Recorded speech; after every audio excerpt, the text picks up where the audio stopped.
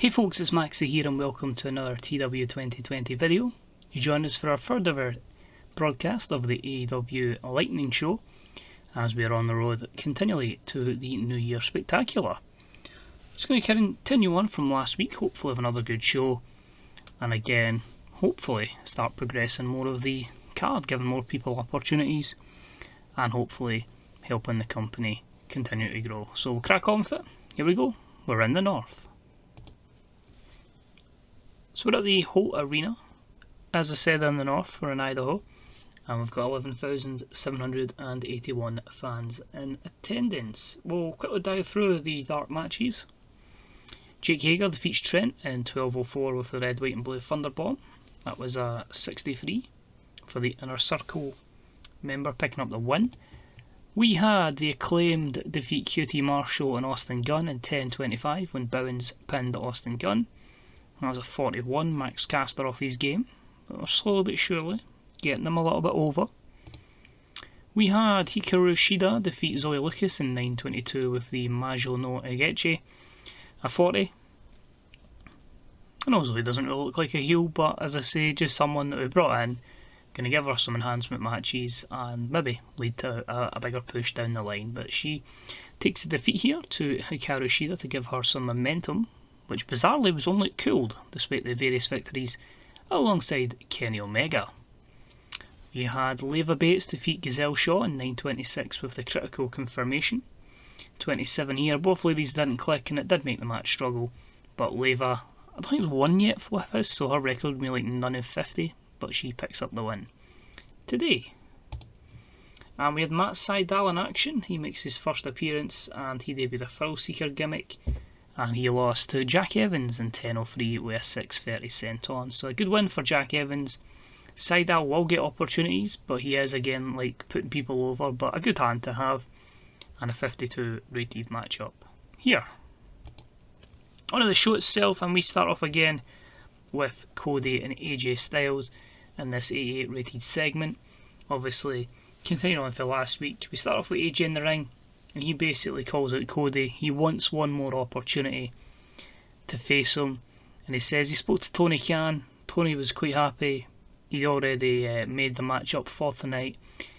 AJ Styles will be in one corner, Cody will be another, but Cody will be joined alongside the Motor City Machine Guns, while AJ Styles will have Proud and Powerful even, the tag team champion Santana and Ortiz alongside him in a 6-man matchup. So looking forward to that one, to see where this program with Cody and AJ goes. Well, Cody still has championship aspirations.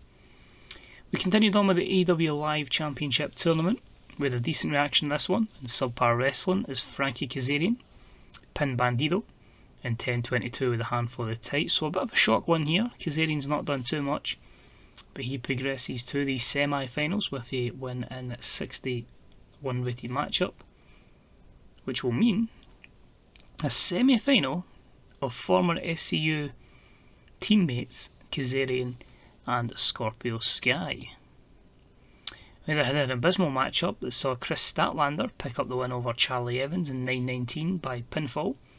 Just a 33 here. Unfortunately, the crowd didn't believe in either, despite Statlander being okay in terms of overness. Maybe give Charlie a bit too much time here, but a good opportunity for her. Again, brought in that enhancement role to make our wrestlers have positive momentum. But a good win for Statlander, a 33. We then had the AEW champion in action as an extremely short match. Saw Pac defeat Axel Dieter Jr. in 4:37 with a 4:50 splash, a 72 here. Both guys had great chemistry together and it showed in their performances. Pac with a 98, but it was just a dominant win for the champ. He cuts a promo, only a 69 disappointingly, but he says, "It's fine Cody, you can just ignore me, and that loser over on Dynamite MJF can just ignore me. But remember, this feud and this match is not about either of you two, it's about me, it's about the AEW World Champion and how me retaining this championship is going to ruin both of your lives." I don't know why I tried to put that in a slightly Geordie accent. We have a hype package for our Joshi tag team that will be in action next, and the little hype package here gets a 7 for Yuki, Sakazaki and Maki Itoh. and they take on two members of the Fashion Empire in Deonna Purrazzo and Chelsea Green. And the abysmal matchup saw the shock victory for Sakazaki and Itoh as they defeated Purrazzo and Green in 8:48, when Sakazaki pinned Deonna with a roll-up. Chelsea was head and shoulders above the rest in terms of in-ring performance as she brought 42, but the 27 is okay. We have to build them up so far, and I want to have a really good Joshi team, and I think these two can certainly do that. But a good win. Itoh offered game. The crowd, great connection with Itoh, and obviously we need to get more of the females over as we get the crowd turned off because they were not over enough. But you've got to give them exposure to get them over, so hopefully we can do that. Then had Mercedes Varnado cut a promo. She says she'll speak to Deonna and Chelsea later. A disappointing defeat for them, but her eyes are firmly on the prize, and she is going to bring Toni Storm's AEW Women's Championship to the Fashion Empire. So a 66 for that promo. Chad Betts defeats David Finlay Jr. in 9:46 with a Grand Amplitude. 51. Yeah, just can have him just wrestle people and win basically. Getting better his gimmick, but again just building Chad Betts up because he only has 47 over once we recruited him. Then had Jon Moxley in action as he defeated Matt Hardy in 11:59 with a double arm DDT. 81. Really surprising that was so good. So fair play to Moxley and Hardy. Hardy doing really well there in defeat. But at least to Moxley having a few words, a little promo that he's going to cut on Pentagon. And he says he's been speaking to Tony Khan, and he says the matchup that him and Pentagon are going to have at the end of the New Year Spectacular is going to be wild. It's going to be nothing that AEW has seen before. It's going to be carnage, it's going to be blood, it's going to be horrible. It's going to leave both men with shortened careers. That matchup will get determined next week when I can find out what I'll actually be allowed to book on the network. But I'm toying to some sort of barbed wire cage match. Really going aggressive. Thinking Pentagon versus Vampiro from Lucha Underground vibes. Just in terms of how aggressive it is, not actually that kind of matchup. Next up we had our other quarterfinal for the AEW Light Championship, and had Killer Cross defeat Samurai Del Sol in 11:07 with a cross jacket.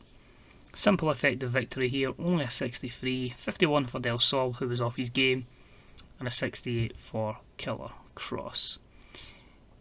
He walks to the back where he bumps into his opponent in the semi-finals, who just looks at him and gives him a half-arsed thumbs up. It is going to be Orange Cassidy versus Killer Cross, another semi-final on Dynamite next week in this title eliminator. That was a 71. And it led to our main event, which had a bout that had good wrestling and a decent reaction from the crowd, as Cody and the Guns defeated AJ Styles and Proud and Powerful in 1912 when Cody pinned Styles with the Crossroads. Cody head and shoulders above the rest. It's weird with AJ, obviously the decline's bad, it's only a 68 there, but hopefully putting in these kind of matches can at least try and get more eyes on him. But I felt like the Guns had horribly misused, time for their push, and as I say, they've got this little mini thing going with Proud and Powerful, but it makes you wonder, where's Sammy Guevara, man? He's hiding.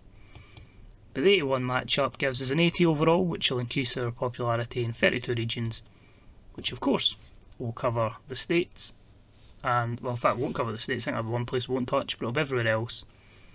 So that's the aim at the moment. I think we're going to be just sticking around the 80 level to 82 with the US and Canada, and we're working getting everywhere else up.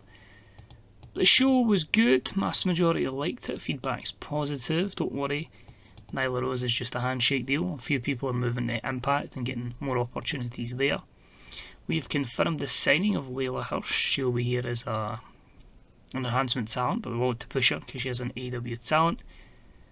We're still negotiations for La Sombra, and we are also trying to get a new contract on Penelope Ford.